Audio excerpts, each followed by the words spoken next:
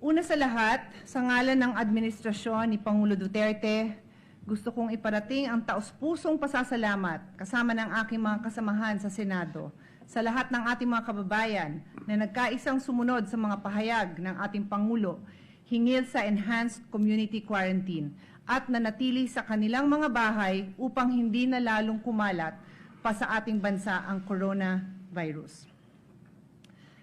Nagpapasalamat din po kami sa lahat ng ating mga health worker at frontliners na walang tigil na naglilingkod sa bayan, mapaaraw man o gabi. Ang panukalang batas na ito ay para sa ikabubuti ng ating bansa. Para mabigyan ng gobyerno ng sapat na otoridad na maglaan ng pondo ng bayan para tugunan ang mga pagsubok na dala ng COVID-19. Saan kukunin ang pondo? Yan ang magandang balita ko sa inyong lahat. May pera po tayo.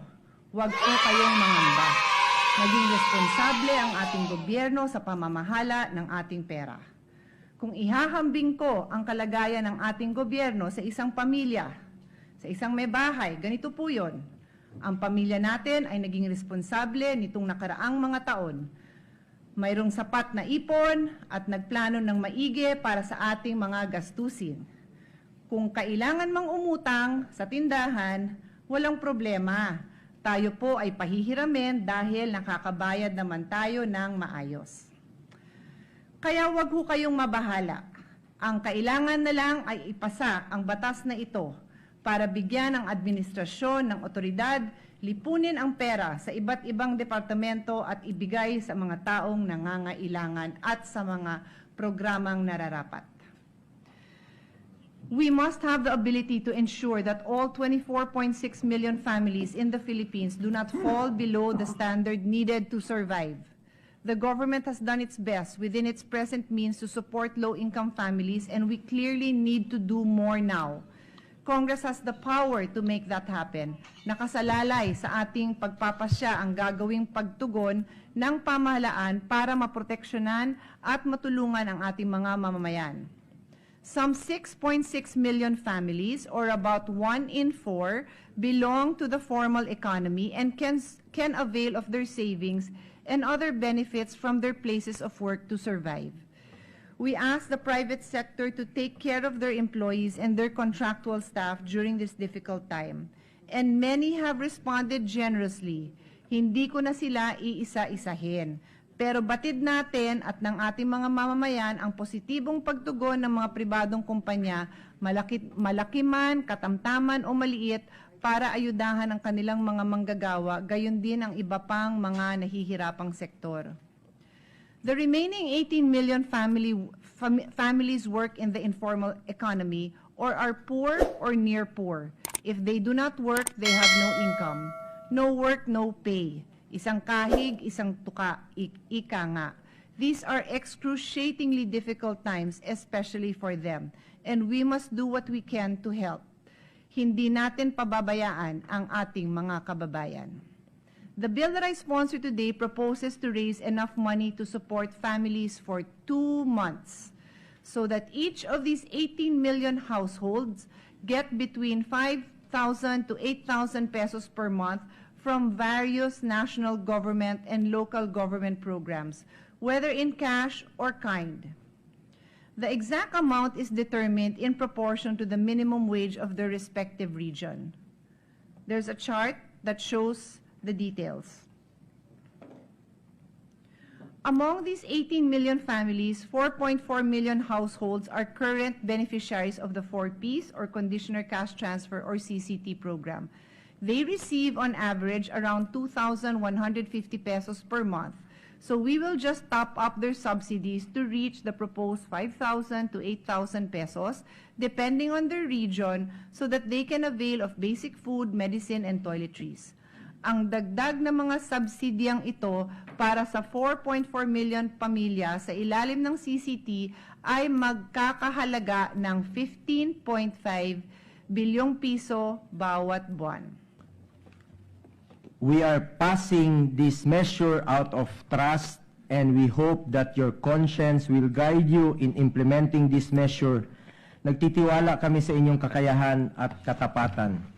In line with granting these resources and the authority and flexibility needed to utilize them as deemed necessary, we want the executive to make sure that this is done in the most transparent manner and that every centavo should be accounted for. Sa panahong ito, hindi man natin mababantayan ang bawat kilos ninyo. Tanging ang konsensya nyo na lamang ang tututok sa inyo at makapagsabi na gawin ninyo ang tama ang inyong tungkulin. Nakabantay parati ang inyong konsensya. Sa ating mga government officials, higit 3 taon ko po kayo nakatrabaho. Alam ko po ang inyong kapasidad at dedikasyon sa serbisyo. May tiwala ako sa inyo na gawin ninyo ang lahat ng inyong makakaya para malampasan natin ang pagsubok na ito bilang isang nagkakaisang bansa. Tulad sa Department of Agriculture, gawin natin ang lahat para maisigurong walang magugutom na Pilipino habang nilalabanan natin itong virus na ito. Make sure we have sufficient supply of food. Aanhin natin ang pondo kung kulang naman ang supply. Sa Department of Trade and Industry, please ensure the unhampered movement of basic goods and necessities. Bantayan ninyo ang supply, ang presyo, at itigil ninyo ang lahat ng nagsasamantala sa panahong ito. Para naman sa Department of Social Welfare and Development, at iba pang ahensya na nakatutok sa mga ordinaryong Pilipino, siguraduhin natin na makakarating ang tulong sa mga mahirap at sa mga taong pinaka-nangangailangan. Siguraduhin natin na nararamdaman ang tulong ng gobyerno ng mga taong pinaka-apektado sa krisis na ito, ang mga taong walang maasahang iba, mga walang trabaho, at yung mga walang savings.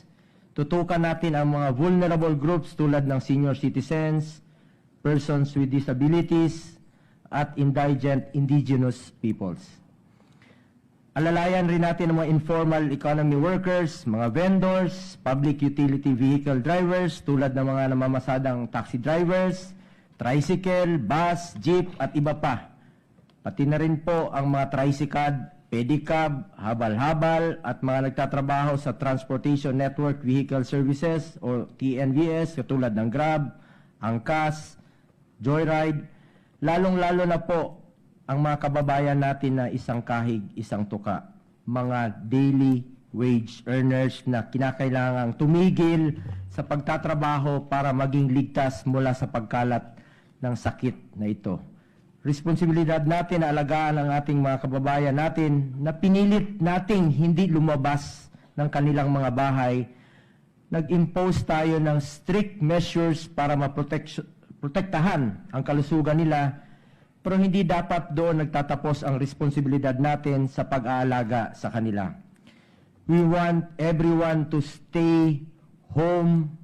But for that to happen, we have to make sure that we are able to sufficiently provide them with the necessary means to take care of their families and ensure the security they need in order to remain in their homes.